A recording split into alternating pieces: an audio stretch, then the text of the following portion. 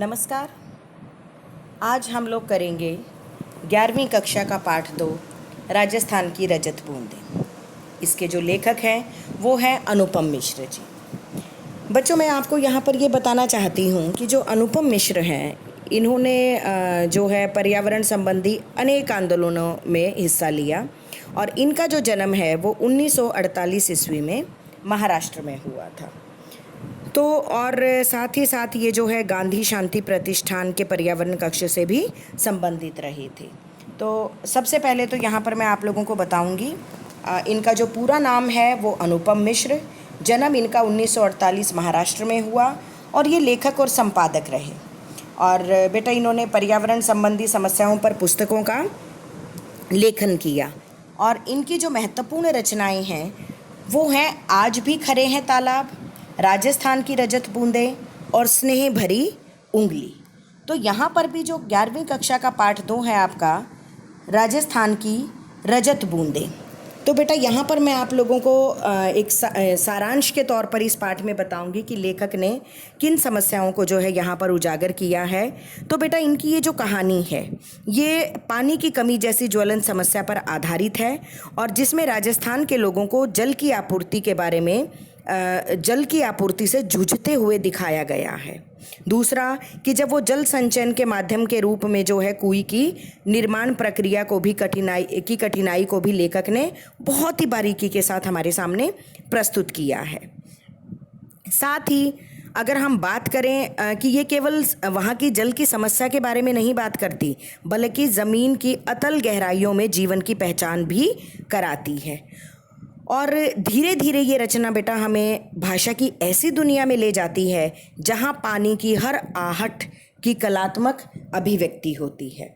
तो देखिए यहाँ पर जो है थोड़ा सा सारांश मैं आप लोगों को ये इस पाठ का बताऊंगी कि लेखक ने जो है राजस्थान की रेतीली भूमि में पानी के स्रोत कुएं का वर्णन किया है। लेखक ने बताया है कि कुएं खोदने वाले चेलवांजी जो है पसीने में तरबतर हो जाते हैं। कुएं का व्यास जिसे आप सरकमफ्रेंस कहते हैं, घेरा जो है वो बहुत ही संकरा यानी कि नैरो होता है और संकरी होने के कारण जो है कुएं की खुदाई कुल्हाड़ी या फावड़े से नहीं हो सकती और इसलिए वो जो है बसोली से खुदाई करता है। बसोली होती है बेटा जो मिस्त्रियों के द्वारा एक छोटी सी लकड़ी का औजार जिससे कि वो धीरे धीरे खोदने का काम करता है। और जब वो कुएं खोदता है तो अंदर जो है बहुत ज़्यादा गर्मी है और गर्मी कम करने के लिए बाहर खड़े लोग जो है वो बीच बीच में मुट्ठी भर रेत बहुत ज़ोर से नीचे फेंकते हैं। ऐसा क्यों करते हैं? इससे जो है ऊपर की ताज़ी हवा अंदर आती है और गहराई में जमी दम घोटू गर्म हवा जो है वो बाहर निकल जाती है। बेटा चेलवांजी सिर पर कांसे, पित्तल या अन्य किसी धातु का बर्तन जो है वो टोप की तरह पहन लेता है ताकि रेत के कण जो है सिर पर लगने के कारण उसे चोट न लगे। फिर थोड़ी खुदाई होने पर जो है चेलवांजी के पैरों के आसपास इकट्ठा हुआ मलबा बाल्टी के माध्यम से बाहर निकाला जाता है। बेटा जो चेलवांजी होता है वो कौन होते हैं? जो कुएं का निर्माण करने वाले प्रशिक्षित लोग होते हैं उन्हें चेलवांजी कहा गया है। और कुएं जो है वो जाहिर सी बात है कुएं से छोटी होती है लेकिन गहराई इसकी कम नहीं होती। तो जो है राजस्थान में अलग अलग जगहों पर एक विशेष कारण से कुइयों की गहराई जो है बहुत कम ज़्यादा होती है और जो है कुएं में न सतह पर बहने वाला जो है पानी आता है। फिर इसके बाद बेटा ये बताया कि जो चेलवांजी होता है, यहाँ पर एक और चीज़ बताना चाहूँगी बेटा, ये जो कुएं का निर्माण करने वाले लोग होते हैं इन्हें जेजारो भी कहते हैं और ये लोग जो है बड़ी सफाई के साथ इस कला को अंजाम देते हैं। फिर इस पाठ में महत्वपूर्ण रूप से लेखक ने बताया है कि कुएं बनाने के लिए जो है खड़िया पत्थर की पट्टी का इस्तेमाल किया जाता है। तो बेटा जो खड़िया पत्थर होता है जो ये पट्टी का इस्तेमाल किया जाता है ये क्या करते हैं कि जब इसको नीचे लगाते हैं तो बड़े कुओं को तो जो है 150-200 हाथ तक खोदने पर पानी निकल आता है, लेकिन वो पानी जो है वो खारा होता है और उसे पीने के लिए प्रयोग नहीं किया जाता। तो इन कुइयों को बनाने में जो है खड़िया पत्थर की पट्टी जो है वो बहुत ही कामयाब रहती है, लाभकारी होती है, क्योंकि यह जो पट्टी होती है ये बारिश के जल को गहरे खारे भूजल में जाकर मिलने से रोकती है और यह वर्षा के जल को रोककर नमी की तरह भूजल में फैला देती है। ठीक है। और इससे क्या होता है कि जब तेज़ गर्मी पड़ती है ना, तो उसमें भी जो है भाप जो है कम उड़ने की, भाप बनकर पानी उड़ने की समस्या कम हो जाती है। और दूसरा बेटा उन्होंने बताया कि राजस्थान में जो है रेत के कण बहुत बारीक होते हैं, तो ये एक दूसरे से चिपकते नहीं हैं, जिससे कि वहाँ लंबे समय तक नमी रहती है। लेकिन और कई जो दूसरे इलाके हैं वहाँ पर क्या होता है कि जब पानी भाप बनकर उड़ जाता है तो क्या होता है। और दूसरा खड़िया पत्थर की पट्टी का भी यहाँ पर बहुत बड़ा प्रभाव है कि वो क्या करती है कि जब बूंदें ये रिसती रहती, वो रेत के कणों द्वारा जो बारिश का पानी होता है उसे संरक्षित करने में जो है रेत में समाकर नमी में बदल देती है। ठीक है। और फिर उसके बाद क्या होता है, खारे पानी का जो होता है वो अमृत जैसा मीठा पानी पीने के लायक बन जाता है। फिर बेटा उन्होंने बताया कि यहाँ के लोगों ने पानी को भी 3 रूप दे दिए हैं। राजस्थान में जो पानी के रूप हैं, पहला रूप क्या था, पालर पानी, कि उन्होंने बताया कि जो सीधे बरसात से पानी मिलता है उसे पालर पानी कह दिया, इसे नदी और तालाब में रोक दिया जाता है। दूसरा उन्होंने कहा पाताल पानी। तो बेटा देखो, जैसे आकाश और पाताल का अंतर होता है ना, आकाश ऊपर होता है, पाताल धरती के नीचे होता है, तो इन्होंने कह दिया कि जो धरातल से नीचे उतरा लेकिन पाताल में न मिलने वाला, जो पानी है पाताल पानी जो है ये भूजल होता है, मतलब जो कुओं में से निकाला जाता है, तो इसलिए इसे पाताल पानी कह दिया। और जो तीसरा रूप है इसको इन्होंने रेजानी पानी कह दिया, कि जो धरातल से नीचे उतरा लेकिन पाताल में न मिलने वाला पानी जो है वो रेजानी है।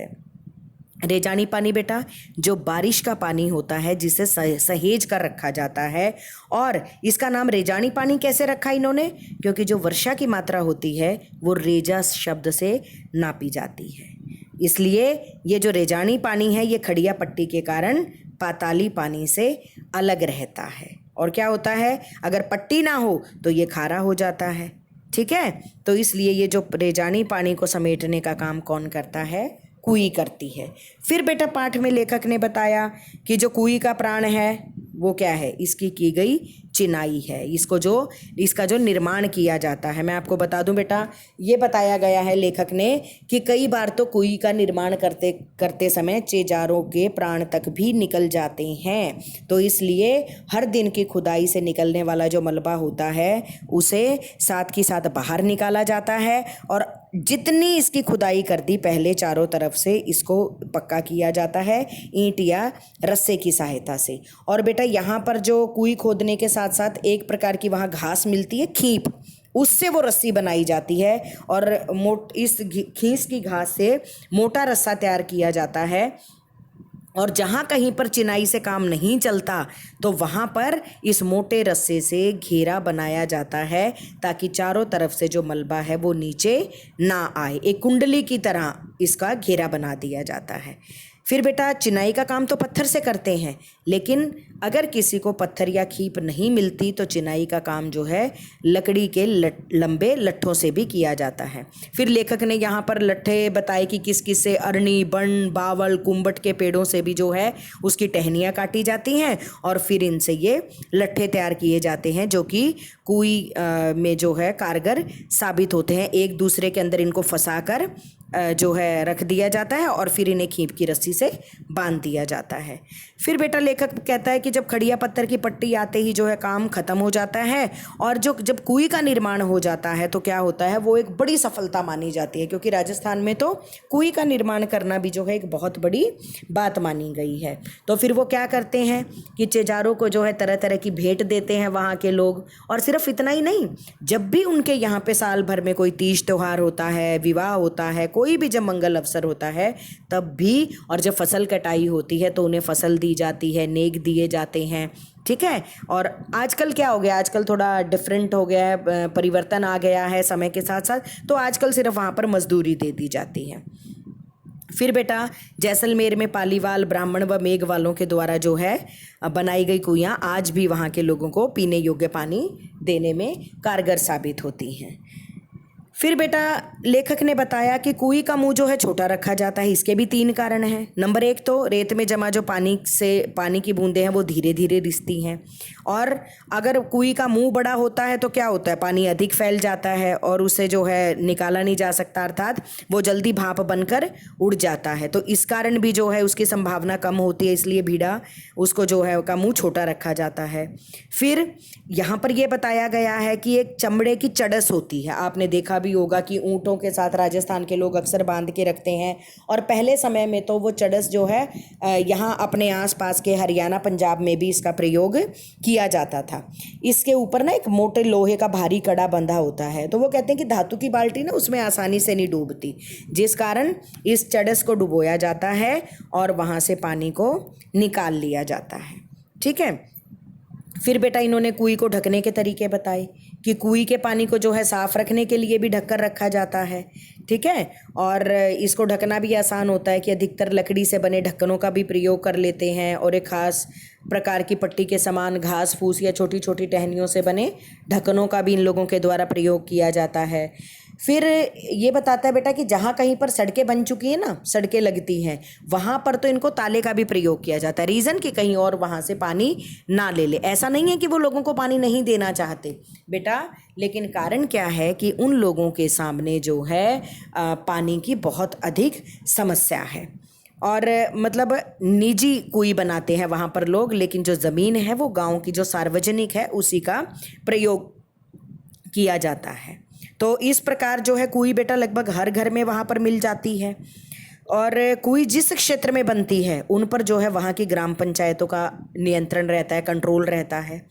ठीक है। और किसी नई कुएं के लिए तो बहुत ही कम जो है परमिशन स्वीकृति दी जाती है, क्योंकि इससे क्या होता है कि भूमि के नीचे की नमी का ज़्यादा विभाजन हो जाता है, वो मतलब कम होती चली जाती है। और राजस्थान में तो बेटा हर जगह जो है रेत के नीचे खड़िया पत्थर नहीं है, तो इसलिए यह पत्थर कहाँ से आता है, चूरू, बीकानेर, जैसलमेर और बाड़मेर आदि क्षेत्रों में पाई जाती है। तो अलग अलग स्थानों पर जो है बेटा खड़िया पट्टी को अलग अलग नाम से भी जाना जाता है, जैसे धादड़ो, धड़धड़ो, बिट्टूरो बलियो, और केवल खड़ी के नाम से भी। और इसी खड़ी के बल पर जो है खारे पानी के बीच बनी कुएं लोगों को मीठा पानी देने के लिए हमेशा ही खड़ी रहती है। तो बेटा यहाँ पर जो है लेखक ने बहुत ही बढ़िया तरीके से हम लोगों के सामने राजस्थान में जो पानी की समस्या है उसको दर्शाया, और कहीं ना कहीं जो है बेटा लेखक ने ये हमें संदेश देने का प्रयास किया है कि हमें किसी भी कीमत पर जो है पीने योग्य पानी का बचाव करना चाहिए, उसका संरक्षण करना चाहिए, ताकि आने वाली जो जनरेशन है, हमारी आने वाली जो पीढ़ी है, उसे किसी प्रकार की समस्या का सामना ना करना पड़े। और बेटा उन्होंने मतलब राजस्थान की रजत बूंदे जो ये पाठ है, इसके माध्यम से लेखक ने ये बताया है कि जो पीने के पानी की समस्या है वो तो दिन प्रतिदिन बढ़ती ही जा रही है, और गर्मियों में तो जो हालात हैं वो और भी भयंकर हो जाते हैं। आपने देखा होगा कि आप अपने लोकल यहाँ पर भी राजस्थान की बात छोड़िए, आप आए दिन अखबारों में पढ़ते होंगे कि पानी की समस्या जो है न केवल राजस्थान में, वो चाहे आप हरियाणा की बात करें या किसी और इलाके की बात करें, गर्मियों में तो ये समस्या जो है और भी ज़्यादा बढ़ जाती है। और बेटा कई इलाकों में तो यहाँ अपने आसपास भी बहुत सारे लोग ऐसे हैं जो पीने का पानी भी खरीदने के लिए मजबूर हैं। ठीक है। तो बेटा यह जो लेख है हमें क्या कहता है कि पानी को संरक्षित करने, व्यर्थ में पानी बर्बाद न करने, उसे प्रदूषित न करने और वर्षा के पानी को एकत्रित करने की सीख देता है। इसलिए हमें जो है कभी भी बारिश के पानी को या पानी को बचाने के लिए हमें पानी को बेकार नहीं करना चाहिए। उचित मात्रा में इसका प्रयोग करने के लिए ना केवल खुद को बल्कि लोगों को भी जागृत करना चाहिए। नहाने के लिए कम पानी का प्रयोग करें और वर्षा के पानी को भी इकट्ठा करना चाहिए। आपने देखा होगा कि भाई जगह जगह पर लोग जो है जब होली खेलते हैं तब कितना पानी व्यर्थ बहाते हैं। तो हमें जो है ऐसी समस्याओं का जो है निदान करने का प्रयास करना चाहिए, सूखी होली खेलने का प्रयास करना चाहिए। ऐसी बात नहीं है कि सभी एक जैसे हैं। मैंने कई घरों में देखा है कि जैसे ही आप देखते हैं कि आपकी टंकी भर गई है तो जैसे ही वो भरती है तो लोग एकदम अलर्ट होते हैं, सचेत हो जाते हैं और तुरंत उसको बंद कर देते हैं, पानी को व्यर्थ ज़ाया नहीं करते। लेकिन बेटा बहुत सारे ऐसे भी हैं कि अगर चल रहा है तो चलने दो, लेकिन वो ये भूल जाते हैं कि अगर आज पानी का संरक्षण नहीं किया तो आने वाले दिनों में ये हमारे लिए एक ज्वलंत समस्या बन जाएगी। धन्यवाद। इसके बाद हम लोग करेंगे इस पाठ की प्रश्नावली।